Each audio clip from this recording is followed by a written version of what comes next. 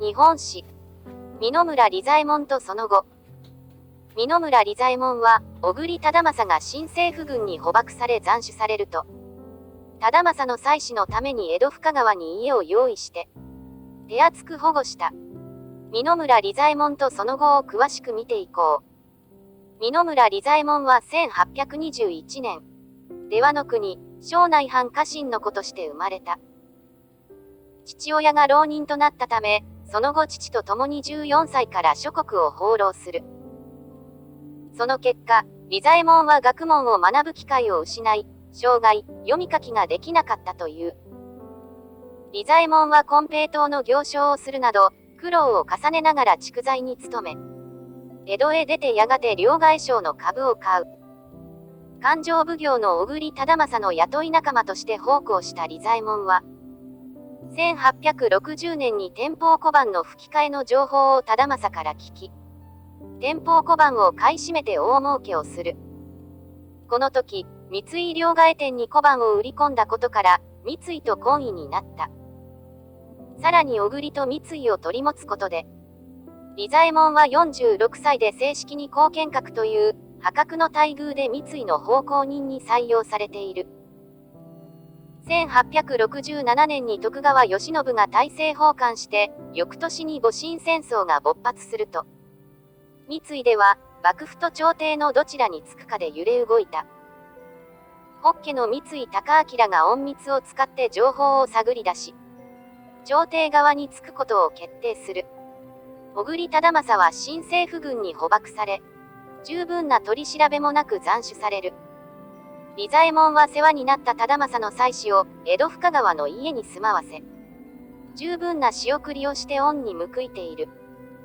戊辰戦争で三井は手代を官軍に同行させ、軍資金の調達と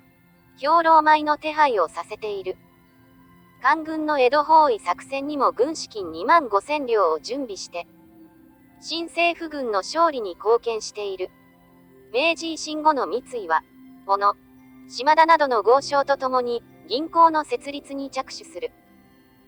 利左衛門は渋沢栄一をはじめ、大隈重信、井上馨など、政府の高官とも懇意で、情報をいち早く入手することで、三井での地位を揺るぎないものとしていく。1871年に廃藩置県が実施されると、大蔵省は徴収した租税の送金を、三井、小野、島田に取り扱わせた。さらに大蔵省は1874年、換金預かり金額の3分の1の抵当物を年末までに、急遽差し入れることを三井組、小野組、島田組に命じた。利左衛門は徹夜に徹夜を重ね、また今までに築いた人脈をフルに活用して、なんとか期限内に抵当物を調達することができた。しかし一方の小野組と島田組は、抵当物を揃えることができずに破産して閉店した。この結果1876年7月、銀行創立願書を提出し大蔵省が認可したため、日本初の私立銀行の三井銀行が駿河町三井組ハウスに開業する。資本金200万円。東京本店のほか30カ所の分店、出張所が全国に置かれ、金融業務をスタートした。利左衛門は同じ時期に増田隆を抜擢して、三井物産もスタートさせている。利左衛門は政府の要望に応えて、三井の組織改革を実施する。まず銀行業務と本業の呉服業務を分離。呉服業を三井家の三つと、越後屋の越から三越として創立させている。また本社機能を京都から東京へ移動させ、さらに同名と言われる三井家出身者の権限を削減させるため、渋沢栄一が臨席のもと、三井家6人連盟の組織改革を利左衛門へ全権を委ねる委任状が交付された。1876年夏、56歳になった利左衛門は食が細くなり、お粥を食べてもすぐに戻すという病状となる。胃がんであった。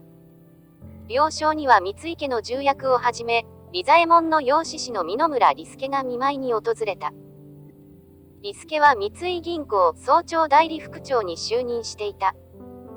かつて利左衛門は新橋、横浜間の鉄道開通式で、明治天皇の前で東京市民総代として祝文を堂々と読み上げた。文字の読めない利左衛門は、人に祝文を数回読ませるだけで暗記したという。三井の大番頭として活躍した三野村利左衛門であったが、